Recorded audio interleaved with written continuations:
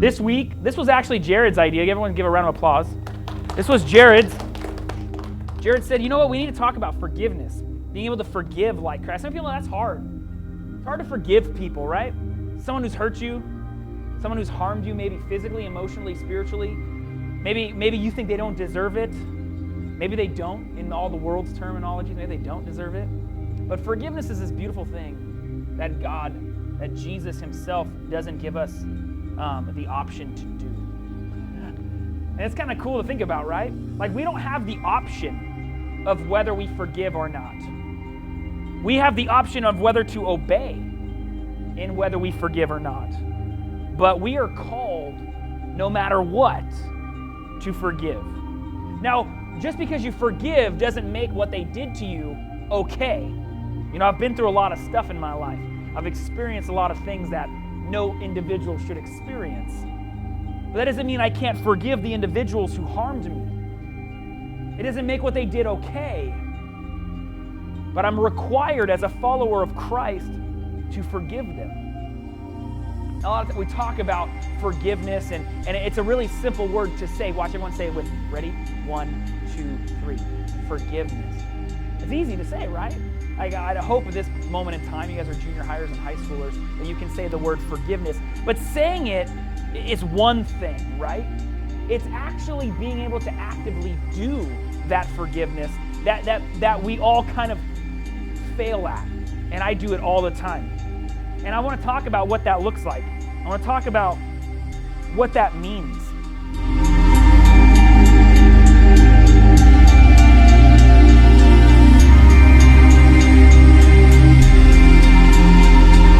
There's these group of guys known as the disciples. You guys heard of them? Known as the disciples? Yeah, there's a couple of them you guys might know. Matthew, you guys heard of this guy named Matthew? Luke. Actually, Luke wasn't a disciple, but you guys know his gospel. There's this guy named John. There's this really famous disciple known as Peter. You guys heard of this guy named Peter? I love Peter because Peter's an idiot. I love him because I'm an idiot. And Peter asks a lot of dumb questions. Anybody else answer or ask a lot of dumb questions? I know they say in school no question is a dumb question, but let's be honest. There's some really dumb questions out there, right? And Peter asked Jesus what I believe to be this really dumb question, but it's a question that I would totally ask. I would totally ask this question because I'm a bottom line kind of individual. I like numbers. Anybody else like numbers? Anybody a nerd like that? A numbers nerd? I'm a numbers nerd. I loved math when I was a kid. Weird, I know. Don't mock me. Okay, I don't play video games. I do calculus problems, okay? No, I'm just kidding. But you see what I'm saying though? Like, I'm a numbers guy. I like bottom line. I want to know what are the steps you're going to take in order to get job A, B, and C done. Right? It doesn't seem like too far-fetched, does it? You guys are all looking at me blankly. Maybe that is far-fetched. I don't know. But I like to know what you're going to do. I like to have a plan of action. I like to be able to go into things knowing what the outcome is going to be. So Peter asks this very dumb question to Jesus, but it's one that I would ask. It's the same question as this.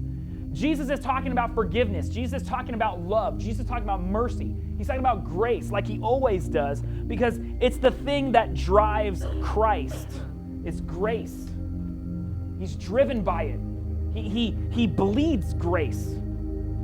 Think about that for a second. He bleeds grace. Grace is the most expensive thing you and I will ever own, and Jesus Christ freely gives it. That's amazing.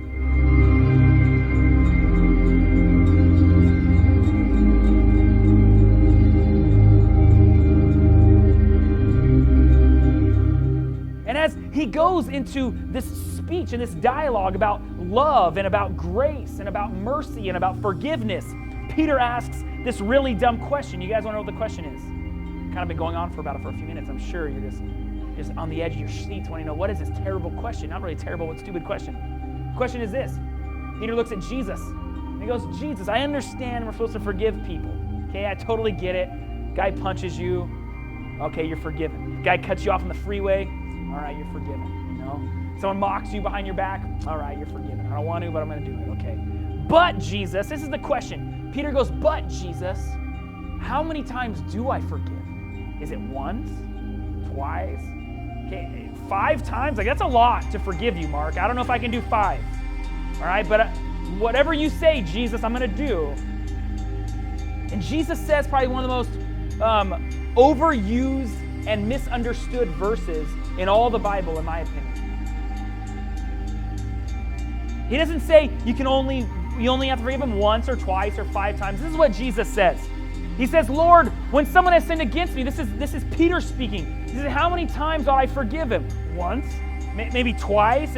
As many, and I like this is my favorite part, as many as 7 times, that's a lot. Like if Mark mocks me 7 times behind my back, I don't know if I'm going to forgive him all 7 times, Jesus. This is Jesus' response. You know what I'm saying? Like Logan's laughing. Apparently, she's had like 5 or 6 bouts with it, and she's not sure if she's going to forgive the 7th time. Jesus kind of looks at him and goes, you're an idiot. Now, Jesus is way nicer than me, so of course Jesus doesn't say it. But Jesus says something beautiful, says something so poetic, says something so gracious and loving. Jesus goes, you know what? You must forgive not 7 times, but I want you to forgive 70 times 7. Do the math real quick. How many is that? It's 490. So after 490 times, you don't have to, it's not that difficult. It's really not that hard. You get what I'm saying though?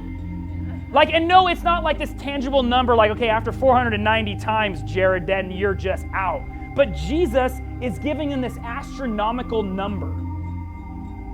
Because if you think about it, no one is going to forgive that much in human nature because we get irritated. Can you imagine if 489 times Morgan said how dumb I was in public?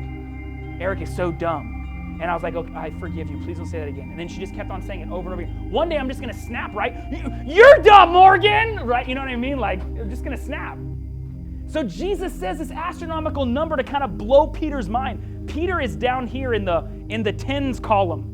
1, 3, 5, 7? That's a lot, Jesus. 7? And Jesus goes, no, I want you to do it 500 times, Peter. I want you to be so consumed by forgiveness that the number is astronomical, that when people look at you, they see a man of grace. They see a man of forgiveness, not because other people deserve it, and not because you deserve it, Peter, but because I, Jesus Christ, freely give it. You must be like me, Peter. Before this happens, the disciples come to Jesus and ask him, how should we pray? You know, all of these fancy prayers that all the other religious people have. How do we pray, Jesus? And Jesus, in his what known as the Lord's Prayer, says something beautiful. He says, may we forgive those as you've already forgiven us, God. Forgiveness is at the key instrument of Jesus's being. In fact, when Jesus is being crucified, murdered for you and for me, one of the last things he says when he's on the cross is he says, forgive them, Father, for they do not know what they do. Nails in hand and feet, crown of thorns on head, back is filleted open by rock and by metal and shards of glass that he's been whipped and beaten, spit on and mocked. And one of the last things Jesus says is forgive them because they don't really truly understand what they're doing. At the core and the personality of Jesus Christ is this thing called forgiveness. And as a follower of Christ, a Christian, that you say, God lives inside of me and I am this holy temple in which he resides, you should have this spirit about you, this characteristic of life, this characteristic of Jesus Christ known as forgiveness. Like Jesus is asking God to do the crazy and the outlandish and the things that don't make sense to the things in this world, but to forgive like Jesus takes it even a step further. You'll look at someone who the world says doesn't deserve it and say, I forgive you. There was a tragedy in Charleston this last week, where an individual goes into a church and he decides to shoot and kill everyone sitting in that church, and only a few people survived. And you know what the survivors said to this young man? I forgive you.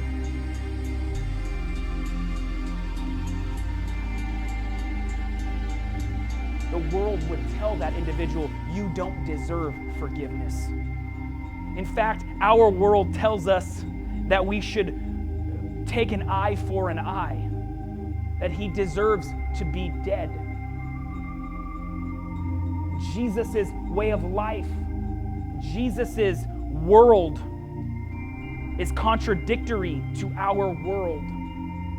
It does not make sense. Jesus isn't into man-made justice. Jesus is into heavenly made forgiveness.